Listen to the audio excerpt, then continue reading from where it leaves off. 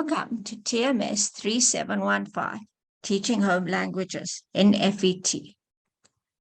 Your lecturer for this module is Dr. D. Sanders. That's myself.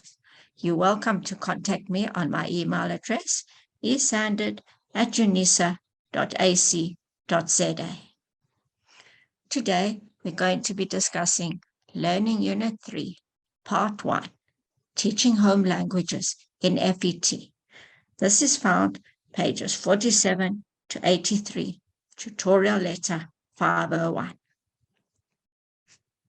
The learning outcomes of this unit are: describe the 4 basic language skills, discuss content knowledge in FET-HL, write lesson outcomes using Bloom's taxonomies, develop engaging activities for language lessons, and to explain current methods of assessment and their implications for teaching and learning in a diverse learning classroom.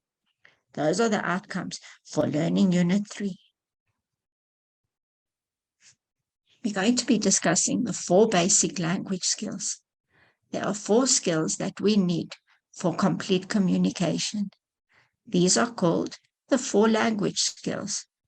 These skills of language, also known as the 4 skills of language learning, are a set of 4 capabilities that allow an individual to comprehend and produce spoken language for proper and effective interpersonal communication. These skills are listening, speaking, reading, and writing. In the context of first language acquisition, the 4 skills are most often required in the order of listening first, then speaking, then reading and writing. For this reason, these capabilities are often called LSRW skills. We talk about receptive and productive skills. Languages are generally taught and assessed in terms of the 4 skills: listening, speaking, reading, and writing. 3 main classifications are usually used to categorize these language skills. Based on the medium, they are oral, which is listening and speaking, and written, reading and writing. According to the role of language user, we speak of the encoder, the one who speaks or writes, and the decoder, the one who listens and writes. They are also classified as receptive, which are listening and reading, and productive skills, which are your speaking and writing skills. Now it's your task. Jot down the 4 basic language skills. Please discuss these with your fellow students. Remember our discussion, the 4 basic language skills.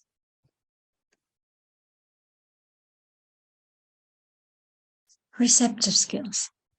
These skills are listening and reading, because the learners do not need to produce language to do these. They receive and understand it.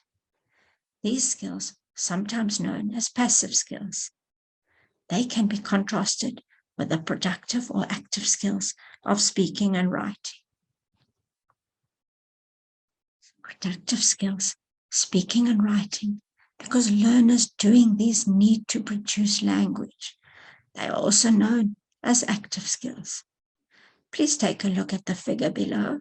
It summarizes the relationship between the receptive and the productive skills.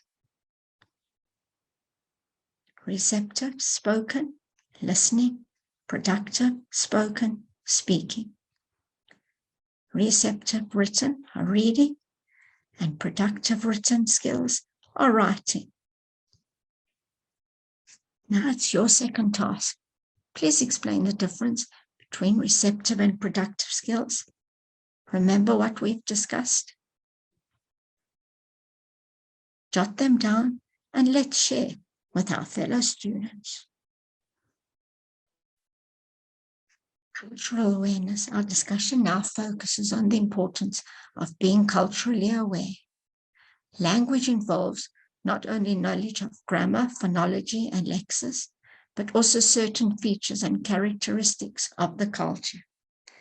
As a result, cultural awareness is a critical skill in language teaching and learning.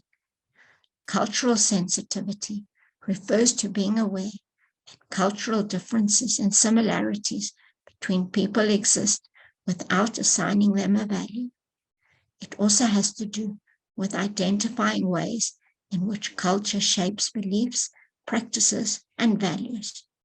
It allows learners to identify similarities and differences among cultures.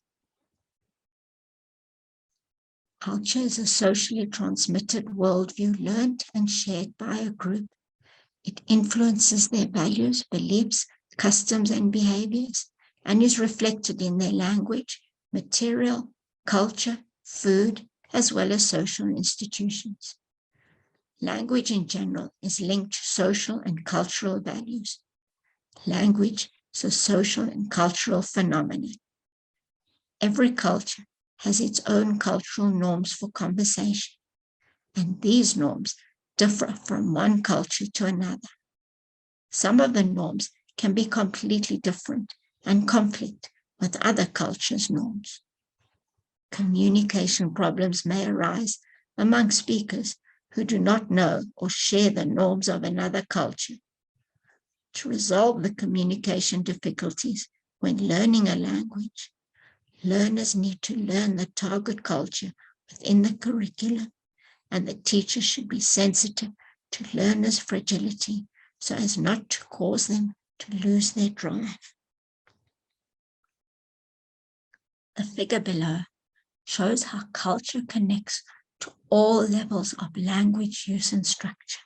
It is important that we keep this in mind as we teach our home languages to our learners. Now, for our thinking stop, for lesson 1 of learning unit 3, think of the 4 basic language skills that we've discussed.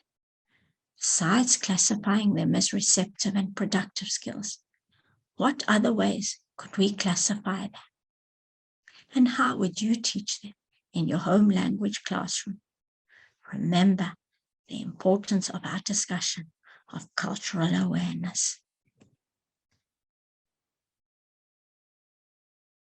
Please share your views on the discussion forum, and remember to add your comments to the other posts of our group members.